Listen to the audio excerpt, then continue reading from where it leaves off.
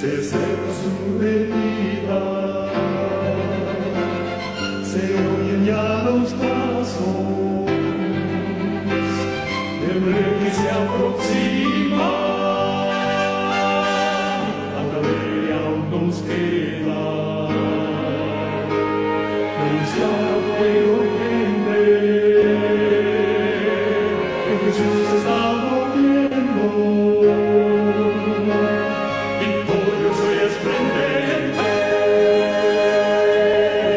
pronto vendrá,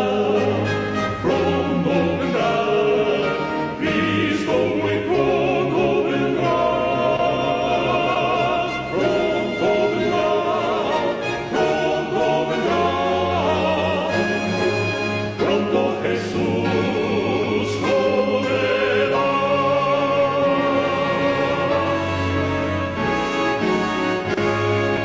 Pronto Jesús volverá.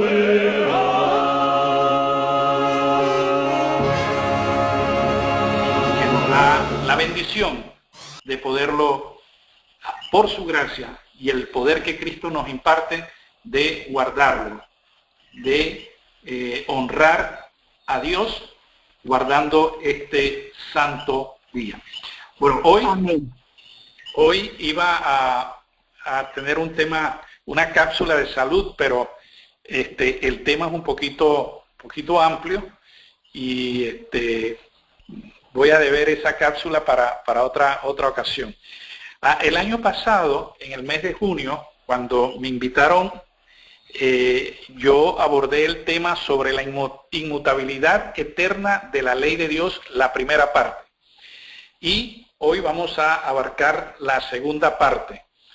El texto clave es Mateo 5:18. Os aseguro que mientras existan el cielo y la tierra, ni una letra, ni un punto de la ley perecerá sin que todo se cumpla. Y haciendo un repaso rápidamente sobre la primera parte, se expuso en aquella ocasión que la santa ley de Dios es un muro que protege al creyente de Cristo. Y el propósito de este tema es que determinemos que Dios grabe su santa ley, sus 10 mandamientos, en nuestro interior, en nuestro corazón, en nuestro ser. Y la primera parte vimos sobre las generalidades de la santa ley de Dios. Su origen es del cielo, es celestial. O sea que allí no hay organización eclesiástica, junta de iglesia, concilio mundial, iglesia mundial, como se les quiera llamar, o hombre alguno que pretenda alterar los 10 mandamientos. No puede, porque es de origen celestial, no es de origen terrenal. Su autor es el mismo Dios, Dios Padre. Y su data es como el autor, es eterna. No tiene principio ni tiene fin. Y Dios entonces establece su ley y le da una aplicación a la humanidad. Dios mismo la promulgó. Deuteronomios 4:12. Y el Señor os habló desde el fuego. Oísteis sus palabras, oísteis su voz, pero ninguna figura visteis. Y Él os comunicó su pacto, que os mandó cumplir los 10 mandamientos. Y los escribió en 2 tablas de piedra. Y dentro de esas generalidades también encontramos la naturaleza de la santa ley de Dios. Que esa naturaleza que voy a expresar está basada en la palabra de Dios. Es maravillosa, es santa, justa y buena, es una ley espiritual, es pura, recta y fiel, es verdadera, es perfecta, no es defectuosa, es eterna, es amorosa, es instructora o tutor para llevarnos a Cristo. La santa ley de Dios es deliciosa, preserva la vida, es infinita, provee inteligencia y es de incalculable valor y provee paz. Y el propósito aparte de las generalidades que vimos en la primera parte, la santa ley de Dios es la base del gobierno de Dios. Y su propósito es señalar el pecado. No voy a leer los pasajes porque estoy haciendo un repaso para entrar a la segunda parte. Así que la santa ley de Dios señala el pecado. Es excesivamente amplia, abarca los pensamientos y los intentos del corazón, juzga los motivos, tanto los hechos, los pensamientos como las palabras, las intenciones, porque la palabra de Dios es viva y eficaz, más cortante que cualquier espada de dos filos, penetra hasta partir el alma y el espíritu y las coyunturas y los tuétanos, y discierne los pensamientos y las intenciones del corazón. Así que nada creado está oculto a la vista de Dios. Nada que hagamos, bueno o malo, está oculto a la vista de Dios. Dios todo lo ve. Todas las cosas están desnudas y abiertas a los ojos de aquel a quien tenemos que dar cuenta, según Hebreos 4, 12 y 13. Y en esa primera parte vimos también qué es el pecado. Y la mejor definición de pecado no es la que están dando ahora los teólogos liberales, ecuménicos, sino la que da la palabra de Dios. Y dice allí, en 1 Juan 3:4, todo aquel que comete pecado quebranta la ley de Dios, pues el pecado es transgresión de la ley. Hablad y obrad como los que habéis de ser juzgados por la ley de la libertad. Básicamente ese fue un breve repaso de lo que vimos en la primera parte. Esta segunda parte, siguiendo la inmutabilidad de la eterna ley de Dios, ese muro que nos protege, vamos a ver que hay un enemigo llamado el diablo que ataca la santa ley con estrategias agresivas. Y la palabra diablo significa calumniador. Uno de los principales títulos de Satanás, el archienemigo de Dios y de los creyentes en Cristo, su principal método de ataque es la tentación, para que el ser humano desconfíe en Dios, se rebele, viole o quebrante la santa ley de Dios. Y la Biblia le provee un sinnúmero de títulos del enemigo de Dios. Lo llama dragón, serpiente antigua, que es diablo y Satanás. Apocalipsis 20:2 y Apocalipsis 12:9. Verso 3, el gran dragón, la serpiente antigua. Génesis 3, Juan 8:44. Diablo, Mateo 4:1, Satanás, en la transliteración del hebreo Satán, que significa adversario, adversa a Dios, le lleva todo lo contrario a Dios. Dios dijo varón y mujer, y ahora él dice siempre ha dicho lo contrario de Dios. Puede decir dos varones, puede decir dos mujeres. Y no, Dios en el matrimonio instituyó al varón y a la mujer. Le lleva a la contraria. Dios estableció su día de reposo, después de la entrada del pecado. Él dice, ahora yo voy a establecer mi vida. Practica el pecado desde el principio. 1 Juan 3:8. En cambio, el que practica el pecado es del diablo, porque el diablo peca desde el principio. Yo no puedo entender a los teólogos de la corporación adventista y los ecuménicos, y dicen que antes de que Cristo venga va a haber un periodo allí corto para que, o en la traslación cuando nos vaya, entonces cuando se va a dejar de pecar. Totalmente no le crea esa mentira. Esa es una teología diabólica. Diabólica, porque el que peca, dice, que el que practica el pecado es del diablo. Y la principal función de Satanás, y fue lanzado fuera ese gran dragón, la serpiente antigua, que se llama Diablo y Satanás, que engaña a todo el mundo, fue arrojado a la tierra y sus ángeles fueron arrojados con él. Apocalipsis 12:9. Y hay dos tipos, clase de hijos que existen en la tierra. En esto se ve quiénes son los hijos de Dios y quiénes son los hijos del diablo. El que no practica la justicia ni ama a su hermano no es de Dios. 1 Juan 3:10. Así que ahí está la diferencia, el que no practica la justicia. Y para practicar la justicia, el creyente tiene que estar vestido de la justicia que es Cristo Jesús. Hacer de Cristo su justicia. Y amar al ser humano, al pecador, al extraviado, al hermano, los hermanos corporativos, al vecino, a todos. Amar. El principio de Dios. Jesús afirma que el que adversa a Dios es hijo del diablo. Juan 8:44, la primera parte. Vosotros sois de vuestro padre el diablo, y los deseos de vuestro padre queréis cumplir. Y lo que querían hacer los judíos era deshacerse de Jesús, matar a Jesús. Hicieron varios intentos, pero no era el tiempo todavía. Y el padre protegía a su hijo. Todo aquel que adversa a Dios o le lleva la contraria es un diablo. Así que hay millones de diablos. Jesús les respondió, ¿no os elegí a vosotros 12? Y sin embargo uno de vosotros es un diablo. ¿Se refería a quién? A Judas Iscariote. Juan 6:70. ¿Y cuál es su naturaleza?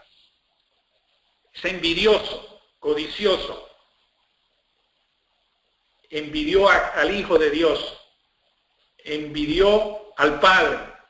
Codiciaba la posición máxima que había en el cielo. Codiciaba la posición del Hijo de Dios. ¿Cómo caíste del cielo, oh lucero, hijo del alba o de la mañana? Fuiste echado por tierra, tú que abatías a las naciones, tú que decías en tu corazón, subiré al cielo en lo alto, por encima de las estrellas de Dios, levantaré mi trono. En el monte de la reunión, al lado del norte me sentaré. Sobre las alturas, sobre las altas nubes subiré y seré semejante al Altísimo. Así que él envidiaba esa posición, la de Cristo. También en él nació el orgullo y la soberbia. Se enalteció tu corazón a causa de tu hermosura. Corrompiste tu sabiduría a causa de tu esplendor. Esplendor. Y por eso hay muchos diablos. Viven parados frente al espejo. El hedonismo es espíritu diabólico. Ezequiel 28:17. Y vamos a ver ahora en esta parte el carácter y la obra del enemigo. El adversario. 1 Pedro 5:8. Sed de espíritu sobrio. Estad alerta. Vuestro adversario, el diablo, anda al acecho, como león rugiente, buscando a quien devorar. Por eso tenemos que estar aferrados a Cristo y escondernos en Cristo y humillarnos a los pies de Cristo y estar a los pies de Cristo. El Dios de este mundo, en los cuales el Dios de este mundo ha cegado el entendimiento de los incrédulos. Por eso no quieren saber de Dios. El mundo está lleno de ateos, para que no vean el resplandor del Evangelio de la gloria de Cristo, que es la imagen de Dios. 2 Corintios 4:4, Efesios 2:1 y 2. Él es el príncipe de la potestad del aire, y Él os dio vida a vosotros, que estabais muertos en vuestros delitos y pecados, en los cuales anduvisteis en otro tiempo, según la corriente de este siglo, conforme al príncipe de la potestad del aire, el espíritu que ahora opera en los hijos de la desobediencia. Pero otra característica y obra del enemigo es el acusador de nuestros hermanos. Y oí una gran voz en el cielo que decía, ahora ha venido la salvación, el poder y el reino de nuestro Dios y la autoridad de su Cristo, porque el acusador, abro paréntesis, calumniador, cierro paréntesis, de nuestros hermanos, el que los acusa delante de nuestro Dios, día y noche ha sido arrojado. Apocalipsis 12:10. Era un acusador en el cielo. Aconteció que cierto día que vinieron los hijos de Dios, o sea, representantes de otro mundo, para presentarse ante el Señor, y entre ellos vino también ¿quién? Vino también Satanás. Y el Señor preguntó a Satanás, ¿de dónde vienes? Satanás respondió al Señor diciendo, de recorrer la tierra y de andar por ella. Y el Señor preguntó a Satanás, ¿no te has fijado en mi siervo Job, que no hay otro como él en la tierra? Un hombre íntegro y recto, temeroso de Dios y apartado del mal. Y Satanás respondió al Señor, diciendo, ¿acaso teme Job a Dios de balde? ¿Acaso no le has protegido a él y a su familia todo lo que tiene? El trabajo de sus manos has bendecido y sus posesiones se han aumentado en la tierra. Pero extiende, por favor, tu mano y toca todo lo que tiene y verás si no te maldice en tu misma cara. Job 1:6 al 11. Es el acusador. Zacarías 3:1. Satanás era el acusador de los hermanos en los días del Antiguo Testamento, como acabamos de leer, y ha continuado desempeñando este papel desde el madero en el Calvario, pero en la escala limitada. Los escritos rabínicos frecuentemente presentan a Satanás como el gran acusador, pero es calumniador también. En el primer término, el diablo no es diablo porque es un acusador propiamente dicho, sino porque es un calumniador, un opositor de la verdad, un ser malvado que se opone a la justicia y a la verdad de Dios. Y además, porque es un descarado mentiroso y homicida sanguinario. El diablo acusa con mentira, con mala fe, sin base, solo conjeturando, como fue el caso de su acusación anterior, poniendo en tela de juicio la sincera y desinteresada lealtad de Job. El enemigo, Mateo 13:39, y el enemigo que la sembró es el diablo, y la siega es el fin del mundo, y los segadores son los ángeles. Tentador, Juan 4:3, y acercándose el tentador le dijo, si eres el Hijo de Dios, di que estas piedras se conviertan en pan. Homicida en serie. Él ha sido homicida desde el principio. Juan 8:44. Mentiroso empedernido. Y no permaneció en la verdad, porque no hay verdad en él. Cuando habla mentira, habla de lo que él mismo es, porque es mentiroso y padre de mentira. Juan 8:44. Y todos sus seguidores tienen la misma característica. Son mentirosos. Y ningún mentiroso heredará el reino de los cielos, porque es una característica del enemigo de Cristo. Y mis amados hermanos, Cristo nos dé la victoria sobre la mentira. El bromearnos diciendo cosas para hacer reír a los demás, eso es mentira. La calumnia es mentira. No podemos estarnos acusando unos a los otros. No podemos ni debemos estar hablando mal de nuestros hermanos. Debemos protegernos como familia. Los nombres que se le dan en la Biblia muestran su carácter destructor y opuesto a la obra de Dios. Un ámbito donde se manifiesta la obra de Satanás son lugares específicos que la Biblia llama regiones celestes, donde trabajan fuerzas espirituales opresoras. Porque nuestra lucha, Efesios 6:12, no es contra sangre ni carne, sino contra principados, contra potestades, contra los poderes de este mundo de tinieblas, contra las huestes espirituales de maldad en las regiones celestes. Que Cristo tenga misericordia de nosotros y nos amemos como hermanos, nos protejamos, oremos unos por los otros, que cuando nos vengan a hablar mal de alguien, de algún hermano, como me dijo una hermana en cierto país, que otra hermana le llamó y le iba a hablar mal de mí, le dijo, un momento, no quiero saber nada negativo que usted me venga a hablar del pastor Olmos. Y la paró. La paró. Y la ayudó a no pecar. Utiliza la mentira como estrategia bélica El enemigo de Dios y nuestro había aseverado que la transgresión de la ley de Dios traería consigo libertad y ensalzamiento. Pero lo que trajo en realidad fue esclavitud, degeneración, depravación, degradación, corrupción y muerte. La primera, y muerte eterna.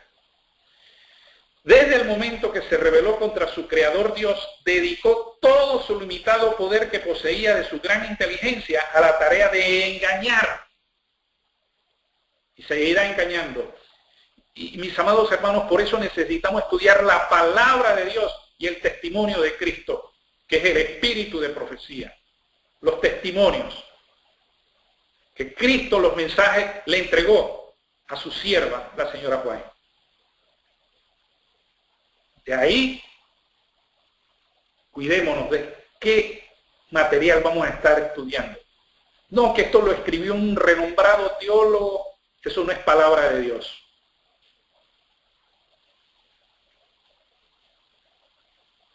Calumnió a Dios de ser injusto y severo. Desde un principio que se convirtió en adversario, contrario a Dios, se vale de sofismas y fraudes para conseguir sus propósitos.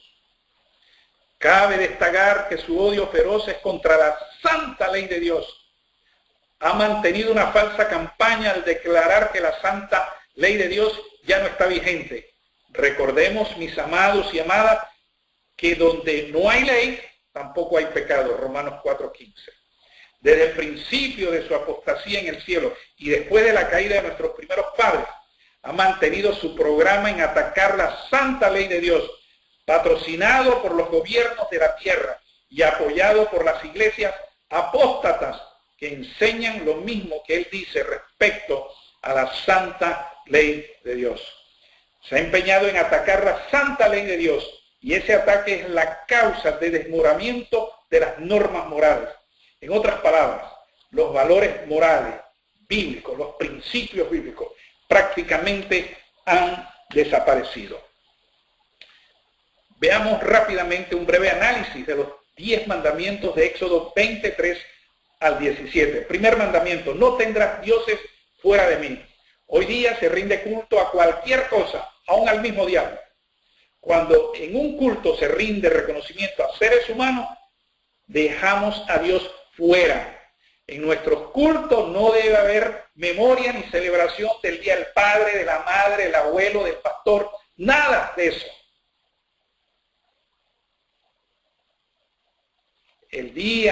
Estos días festivos los instituyó Roma, el papado. Cuando un adorador canta y los miembros aplauden, o el día de la mujer, el día del niño, el día del pastor, como mencioné, el aniversario de la iglesia, donde se da reconocimiento a seres humanos, cuando al único que se debe dar reconocimiento por su grandeza, por sus bondades, por su justicia, por su misericordia para con su pueblo, es a Dios Padre y a su Hijo Jesucristo. Todo eso es rendirle culto a otros dioses, nunca al verdadero Dios, creador y redentor. Segundo mandamiento: no te harás imagen ni ninguna semejanza de lo que hay arriba en el cielo, ni abajo en la tierra, ni debajo del agua. No te inclinarás a ella ni las honrarás, porque el Señor tu Dios, yo soy fuerte, celoso, que visito la maldad de los padres sobre los hijos, hasta la tercera y cuarta generación.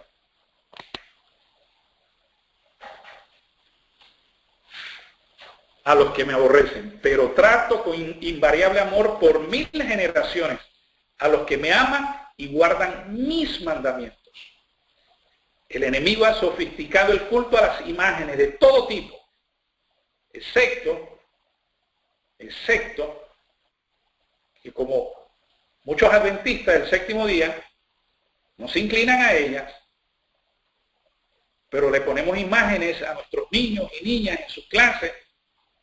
Vamos a los famosos museos, vamos a los museos de arte en nombre de la cultura y de la academia. Y eso es idolatría. Tercer mandamiento: no tomarás el nombre del Señor tu Dios en vano, porque el Señor no dará por inocente al que tome su nombre en vano. Este mandamiento prohíbe toda mención ligera e irreverente de Dios o cualquiera de sus atributos. Se prohíbe el juramento falso, la blasfemia y el uso irreverente del nombre de Dios. Y el cuarto mandamiento, acuérdate del día sábado para santificarlo. 6 días trabajarás y harás toda tu obra, pero el sábado es el día de reposo del Señor tu Dios. No hagas ningún trabajo en él. Ni tú, ni tu hijo, ni tu hija, ni tu siervo, ni tu criada, ni tu bestia, ni tu extranjero que está dentro de tus puertas.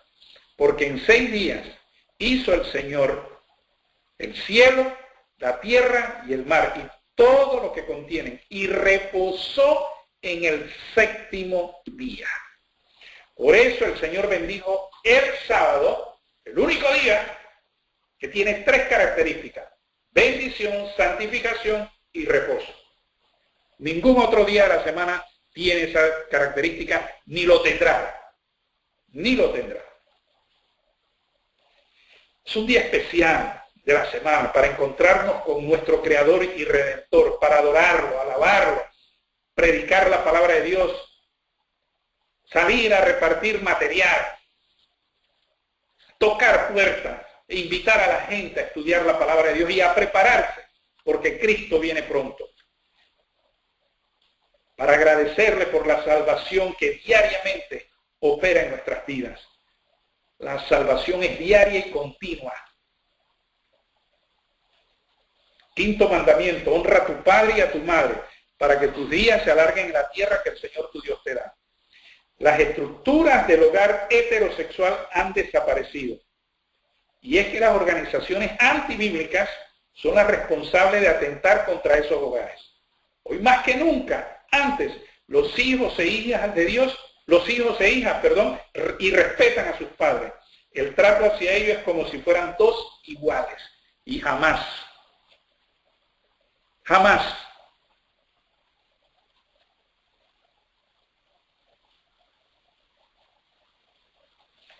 ¿Y qué podríamos pensar? Que si aquí en la tierra irrespetamos a nuestros padres que tienen autoridad, ojalá tengan 90, 95, 100 años, 104 años, la cantidad de años, y los irrespetamos, creyendo que ya los alcanzamos y que somos todos iguales. Totalmente falso. ¿Usted cree, y yo voy a creer, que Dios va a llevar esa clase de gente al cielo? ¿Que lo van a tratar como 2 iguales? Falso. Si no aprendemos a honrar a nuestros padres aquí, no vamos a ir. Porque Dios merece honra y respeto. Y si no aprendemos a obedecer este mandamiento, no vamos. Le dirigen palabras irreverentes, poco amables hacia los padres, ni hablar de la rebeldía y desobediencia. Todo esto en nombre de los supuestos derechos del menor. Eso es diabólico. 6º mandamiento, no matarás. Una mala mirada, una mala palabra, una mirada rencorosa y cargada de odio. Estamos violando el 6º mandamiento. 7º mandamiento, no cometerás adulterio. Y este es un tema aparte. Tenemos que cuidar lo que vemos, sea por internet, por el celular, por la tableta, el periódico, la revista. El 8º mandamiento, no hurtarás. Si en el banco o en el supermercado el cajero nos dio dinero de más que debemos salir antes de contarlo, y nos da $20, 30, 40, 100, la cantidad que sea de más, como creyentes en Cristo, la honradez de este mandamiento dice no hurtarás. Debemos devolver el dinero y decirle a la cajera o al cajero, vuelva a contar, y él va a verificar que se equivocó y va a tomar el dinero que dio de más. No nos podemos quedar con él. No podemos decir, no, él fue el que se equivocó. Eso lo hace la gente del mundo, que no son honradas. No hurtarás. Tenemos que pagar nuestras deudas. Nuestras deudas.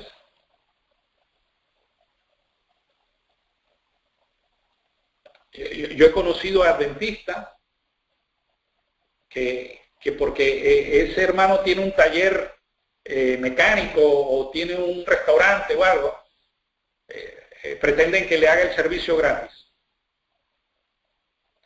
Y reciben el servicio y no pagan. Eso es robar, eso es hurtar. Noveno mandamiento, no hablarás contra tu prójimo, falso testimonio. Debemos acabar con este pecado de estar levantando falsos testimonios. No, que me dijeron, no, ese hermano es verdadero, él no miente. ¿Y cómo usted sabe que no miente? ¿Cómo usted sabe que es verdad? Que lo que le está diciendo es verdad. El chisme hay que cortarlo en el pueblo de Dios. Mis amados hermanos, tenemos que pedirle a Cristo que nos examine diariamente. Porque si estamos violando uno de estos mandamientos continuamente, consciente o inconsciente, estamos mal. 10º mandamiento, no codiciarás la casa de tu prójimo, no codiciarás la esposa de tu prójimo, ni su siervo, ni su criada, ni su buey, ni su asno, ni cosa alguna de tu prójimo. La codicia es pecado. El segundo aspecto que vamos a ver es la relación entre la santa ley de Dios y la gracia. La definición del término gracia es, en su significado natural, quiere decir atracción, encanto. Y en el verbo del Nuevo Testamento griego, alegrarse o estar alegre. En el Antiguo Testamento se usa más como un atributo divino y la mención más usual es la gracia de Dios. De allí navegaron a Antioquía, donde habían sido encomendados a la gracia de Dios para la obra que habían cumplido. Hechos 4:26, Hechos 20:24, pero ninguna de estas cosas temo, ni estimo mi vida preciosa para mí mismo, con tal que acabe con gozo mi carrera y el ministerio que recibí del Señor Jesús para dar testimonio del Evangelio de la gracia de Dios. Y esa gracia es Cristo Jesús. Ahora, hermanos, 1 Corintios 8:1, os damos a conocer la gracia que Dios ha concedido a las iglesias de Macedonia. El Nuevo Testamento dará un contenido aún más elevado a la palabra gracia y la centrará en la persona de Jesucristo. Y el Verbo se hizo carne y habitó entre nosotros, lleno de gracia y de verdad. Vimos su gloria, gloria como Hijo único, recibió del Padre.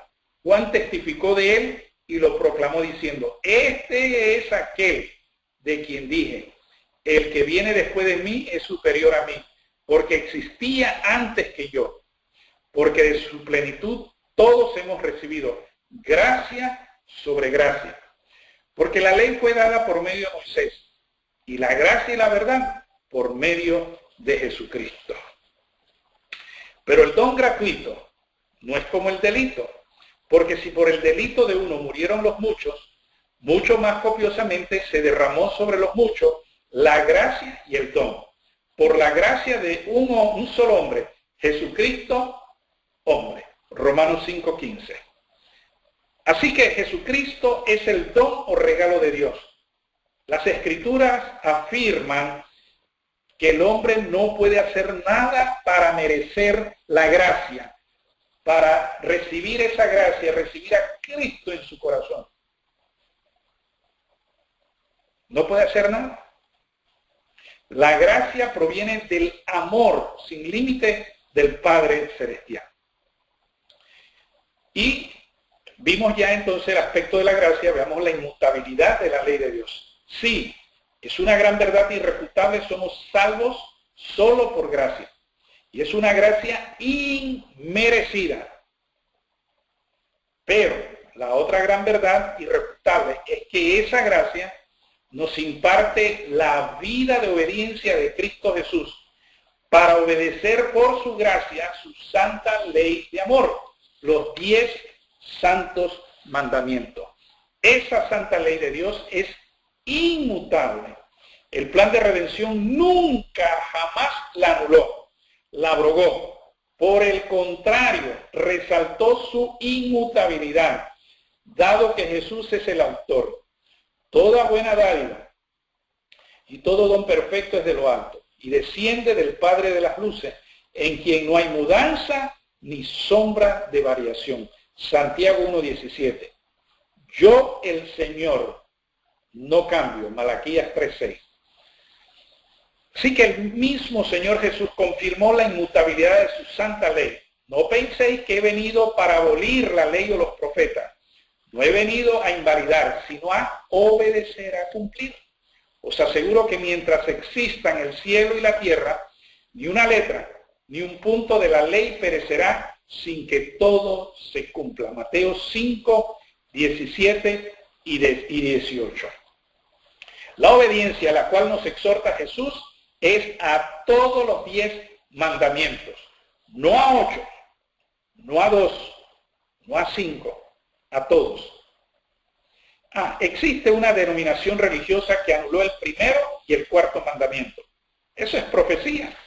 El cuerno pequeño de Daniel 7:25 profetizó que intentaría cambiar los tiempos y la ley.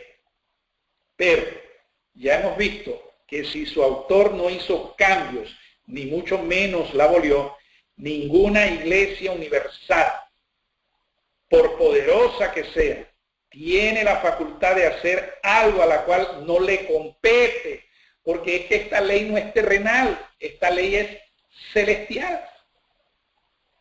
Esa acción es atrevida e ilegal delante de Dios.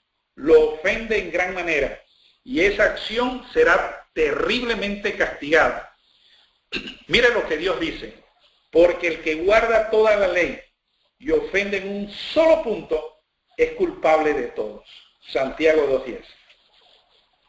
Así que desde la entrada del pecado y después de la entrada del pecado, desde antes de la entrada del pecado y después de la entrada del pecado, la santa ley de Dios demanda perfecta obediencia. Y para esto vino Cristo, para cumplir todas las demandas de la santa ley de Dios. De allí que le toca a cada creyente aferrarse a la vida de obediencia perfecta de Cristo, en una relación íntima con Él, diariamente. Y por ende entonces, cada día renovamos nuestro voto de lealtad a Dios Padre y a su Hijo Jesucristo. Y le pedimos al Padre que nos dé al Espíritu de Cristo, porque Cristo en nosotros es poder de Dios y Cristo en nosotros nos lleva a obedecer los 10 mandamientos, la santa ley de Dios. Aferrarse a la vida de obediencia perfecta de Cristo en una relación íntima con Él diariamente. La ley es nuestro tutor para llevarnos a Cristo, para que fuésemos justificados por la fe, no nuestra fe, la fe de Jesús. Así, todos sois hijos de Dios por la fe en Cristo Jesús. Gálatas 3:24 y 26. Nos toca recorrer el sendero que Cristo recorrió, pero con Él, con Cristo. Cristo en nosotros. Recordemos que nuestros pensamientos, nuestros motivos, nuestros propósitos deben ser santificados con la sangre preciosa de Cristo Jesús. Todo lo que nos toca hacer, hagámoslo a través de Cristo para agradar a Dios Padre y no a los seres humanos, indistintamente de quien sea. Indistintamente de quien sea.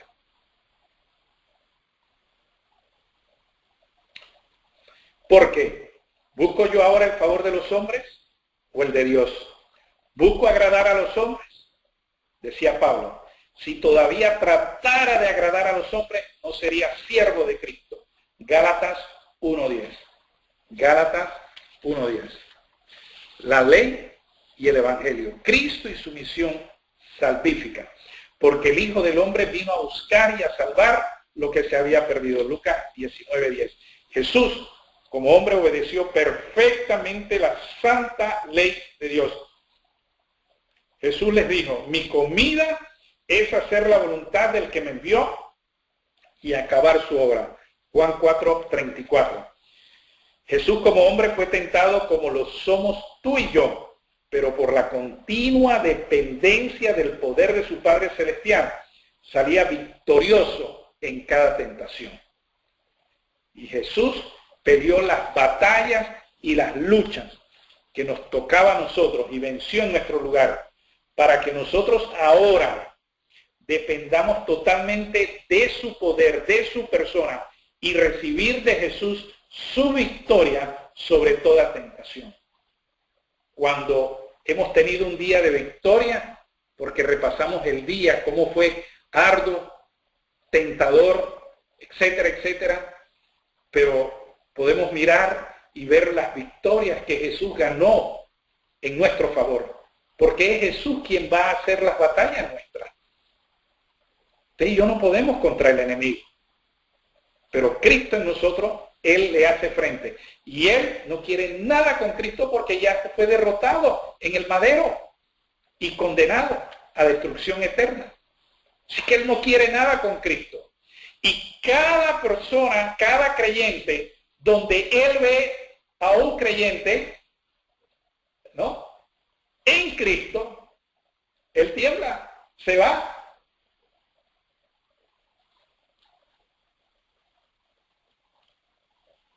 Por lo tanto, siendo que tenemos un gran sumo sacerdote que entró en el cielo, a Jesús, el Hijo de Dios, retengamos la fe que profesamos, porque no tenemos un sumo sacerdote incapaz de simpatizar con nuestras debilidades, sino al contrario, fue tentado en todo según nuestra semejanza, pero sin pecado.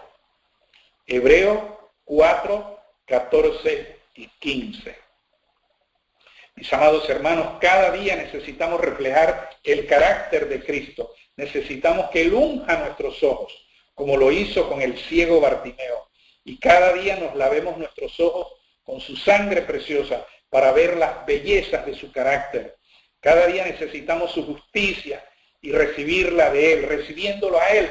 Él es nuestra justicia, Él es nuestra perfección. Cada día necesitamos de Cristo. El creyente en Cristo está consciente que no es la santa ley de Dios la que justifica o perdona al pecador contrito. Es de Cristo que recibimos su perdón. Así que concluimos que el hombre es justificado por la fe, sin las obras de la ley. Romanos 3:28. Así que habiendo sido justificado por la fe, estamos en paz para con Dios por medio de nuestro Señor Jesucristo. Por medio de Él tenemos también acceso por la fe a esta gracia, en la cual estamos firmes en Cristo Jesús. Romanos 5:1-2. Mis amados hermanos y hermanas, Cristo recibió la facultad, la autoridad para perdonar pecados, gracias a su vida victoriosa sobre el pecado y a la muerte segunda. Cristo cumplió las demandas de la santa ley de Dios. Al que no tenía pecado, Dios lo hizo pecado por nosotros, para que nosotros llegásemos a hacer justicia de Dios en Él. Cuando tenemos a Cristo en nuestro corazón diariamente, continuamente, por ser Él nuestra justicia, somos justicia de Dios. 2 Corintios 5:21. Qué preciosa verdad, mis amados hermanos. Mis amados hermanos y hermanas, permítanme decirle en el temor de Dios que aceptando a Cristo como Señor, Dios, mediador, soberano y gobernante en nuestros corazones, sometiendo nuestras vidas totalmente a Él, es que seremos liberados de la condenación. Es que ya estamos protegidos.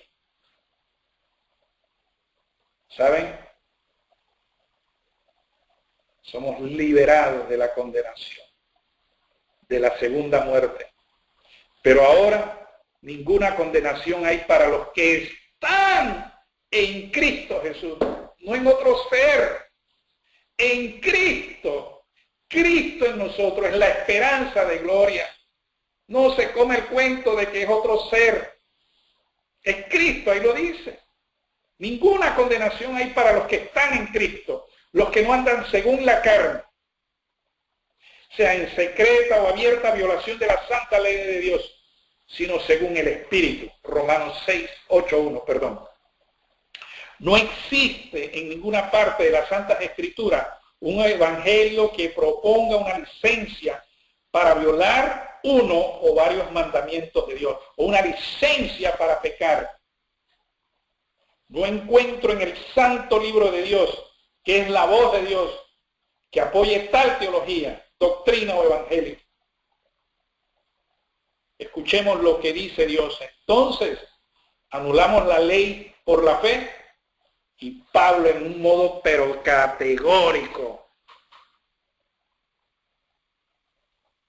Y como que si estuviera, digamos, airado, pero es una ira santa. Y él dice, en ninguna manera, diciendo como que el Señor no lo permita, que anulamos la ley por la fe. Al contrario, confirmamos la ley.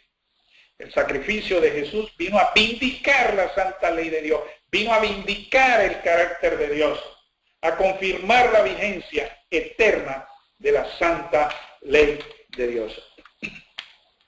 Para terminar, mis amados hermanos y hermanas, mantengamos siempre presente que Cristo Jesús es nuestro modelo en nuestra experiencia, pero Dios nos ha dejado la realidad que cuando el creyente en Cristo vive una relación de fe diaria y continua con su Hijo amado, es posible apropiarnos de la vida de obediencia de Jesús, tal como lo hicieron los santos hombres y las santas mujeres de fe que vivieron en la antigüedad y a través de los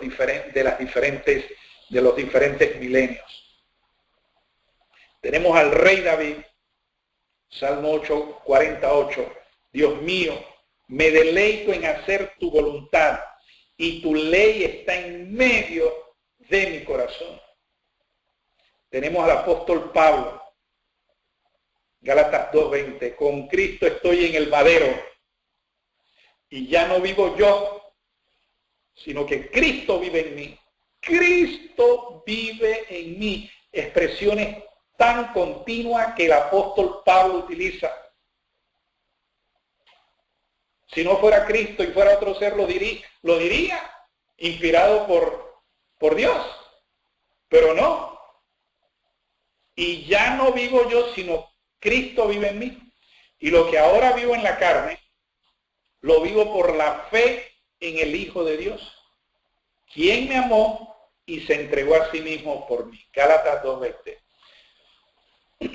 Y en aspecto material, el apóstol Pablo dijo, no lo digo porque tenga necesidad, pues aprendí a contentarme con cualquier situación. Sé vivir en pobreza y en abundancia. En todo estoy enseñado, ya sea para hartura como para hambre, para tener abundancia como para padecer necesidad. Todo lo puedo en Cristo que me fortalece. Cristo es todo en nuestra vida. El Hijo de Dios. ¿Por qué? Porque Él tomó mi lugar, su lugar en el madero. Murió la muerte que nos correspondía morir, que fue la segunda muerte. Y todo el peso de la ira de Dios cayó sobre Él. Eso debía haber caído sobre nosotros. Pero Él tomó nuestro lugar. Y ahora está a la diestra de Dios Padre, intercediendo por cada uno de nosotros. Que Dios nos bendiga. Que Cristo siga siendo el todo en nuestra vida. Y teniendo a Cristo, tenemos su ley, porque Él la escribió en nuestros corazones. Podamos decir, como el apóstol Pablo, Para mí, el vivir es Cristo. Que Dios nos bendiga. Amén, amén, amén. Pastor, ¿nos puede tener una oración, por favor? Sí. Amante Padre que estás en los cielos, santificado y alabado sea tu nombre, ahora y para siempre. Te damos gracias, Padre eterno, por tu santa palabra.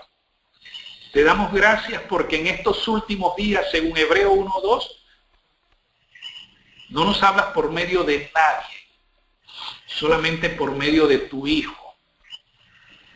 Y a través de tu palabra podemos escuchar a tu Hijo.